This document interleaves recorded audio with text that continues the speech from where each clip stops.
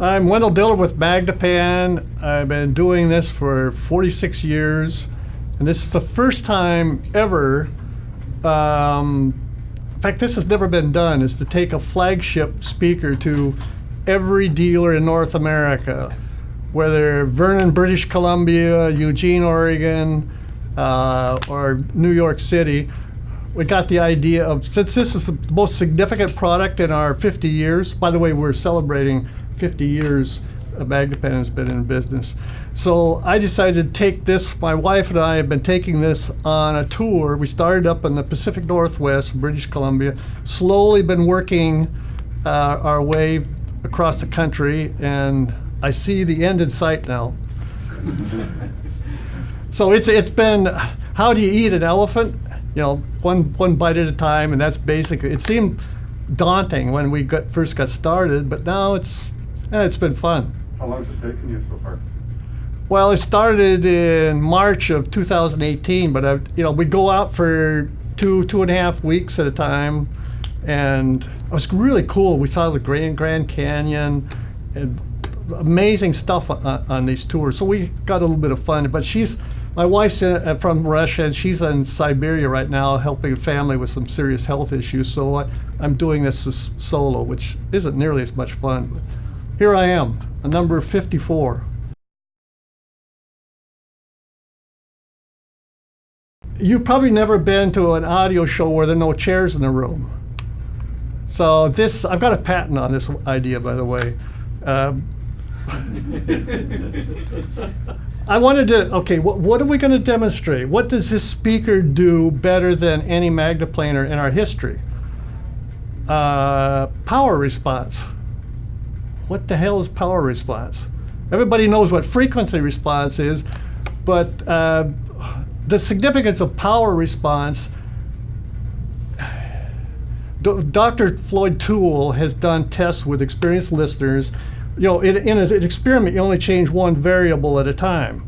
So as he increased the power response, the experienced listeners said, that's more like the real thing. So Magneplaners and other line source type speakers do power response better, so I got the idea, let's show people subjectively what does power response mean in subjective terms. So first I have to bore you with a technical explanation. If there was an acoustical instrument, a piano or a guitar, something in this room, we wouldn't all be elbowing for the sweet spot in the room. We know that stand anywhere in the room, it's going to sound like a guitar. And that's because if you measured that guitar at 1,000 different spots in the room, took a frequency response, and then dumped all those frequency response into the computer, the resultant graph is called power response. And that happens to be very important to our perception of whether it's the real thing. So that was what gave me the idea. It's like, I'm going to demonstrate power response. So here's your microphones, this is your computer. It means that you're going to have to move back in the corners, every spot, walk behind the speaker, meanwhile averaging in your mind the frequency response as you move about the room. And that's what we're going to do. We're going to play a recording that was made in Minnesota Orchestra. We sit in Jim Winey's seat, which is 11th row. So I've got it set up where it does a pretty good job of replicating what orchestra hall sounds like at 11th row. And I want you to move around and experience that to see how is the energy evenly spread throughout the room. So.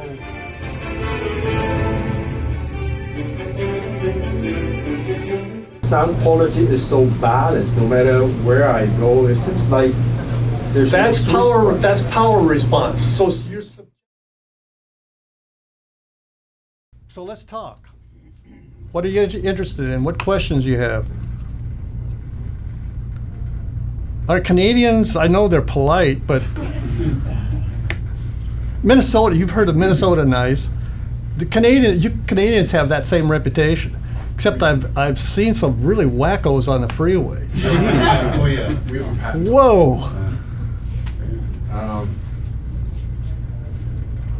There's I mean, questions. how does a ribbon speaker work? I mean, start anything you want. How did you set them up in the room? Like, what was your process of setting them up? How do you determine where they go?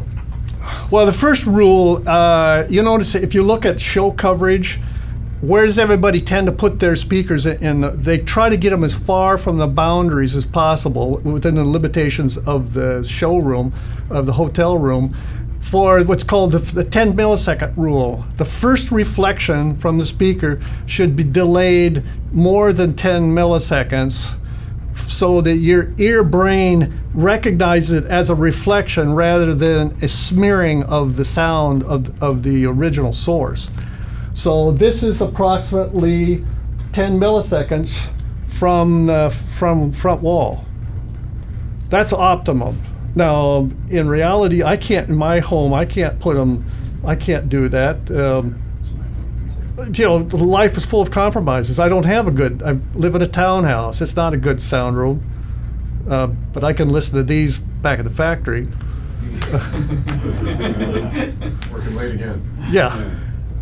Are these outer panels, they're the high frequency reproducing? Yeah, this is the mid-range tweeter. This is a four-way system. This is all bass. Okay, The that's what I entire. sort of noticed when walking around, yeah. Now it does have a line source transitional driver that takes from the mid bass, covers the span from the mid bass to the mid range of the tweeter mid range. But this is where all your imaging comes from. We could just eliminate this panel and have a woofer. And that's what all hybrids, you know, the Martin Logans, the Acoustats, the Apogees, all of those, well, not all the Apogees, but they were hybrids. But we, to really reproduce bass accurately, make that concert drum sound real, the correct way to do it is with a line source, with a dipole woofer, as opposed to mixing a monopole and a dipole doesn't really work. Very difficult to match up the speed Yeah. of a woofer. That's correct. Yeah. Mm-hmm. And how do you separate in terms of the speakers themselves, like they're ribbon speakers, I assume. Yeah. Mhm. So what's different about the higher frequency units versus the lower frequency units? Is it just a different width of ribbon, or what is it? Well, it's all the tweeter. If you look behind it, you'll see the true ribbon tweeter. All of the rest is what we call quasi-ribbon. Okay. Quasi-ribbon being hundreds of ribbons, but they're attached to a substrate. I see. So that's the original ribbon concept was the aluminum foil carried the current and moved the air. It was suspended between two magnets. Yes, Having sir. all the original ones, these seem to be taller, Yes. and Right. They ideally. Oh, so is that the that's same? a line circumference, source. like the same dimensions as far as, but just like taller. Well, this is, some of you remember narrower. the timpanis, the Timpani 4As. This is a successor, think of it as a successor to Timpani 4A. Right. It's 22% more total diaphragm than the timpanis. Okay. But ideally, a line source should go floor to ceiling. Yeah. The theoretical perfect line source would look like a pole. It would go floor to ceiling, be no bigger than an inch in diameter, and have no mass. So imagine, now you can see, you drop a pebble in the water, your mind's eye, you see that wave propagating. Now do that three-dimensionally. Now you've got this propagation from this line source 360 degrees. And that's what gives the superior power response. That's getting awfully deep into the technical stuff. MG20s and cables from the floor, off the floor, and off the ceiling. Yeah, that gets you closer to the ideal line source. A bit closer. Are these the blue stripes? Is that like the finish? Is that protective material? What finish is it? No, that's just something, we just did want to do something different. That's an automotive finish. Okay. Oh, but you can get these Anything you any way want. you want? Yeah, Okay.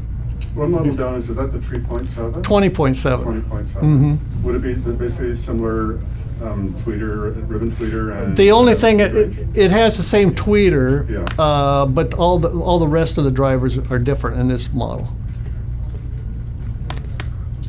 Do you have any belief in an aftermarket accessory of an A-frame sort to solidify stopping any movement to the frame? Well, this is a very, very light tail to be wagging a very heavy dog. So all the rules of box speakers, of making them out of concrete, like the teal loudspeaker, it doesn't apply here because we're not trapping the energy. Including the bass unit? Yeah, Same thing it's with the dipole, right. not- It's a very, very light diaphragm, and the guys will tell you how heavy this thing is. There's no way that little tail can wag that big dog.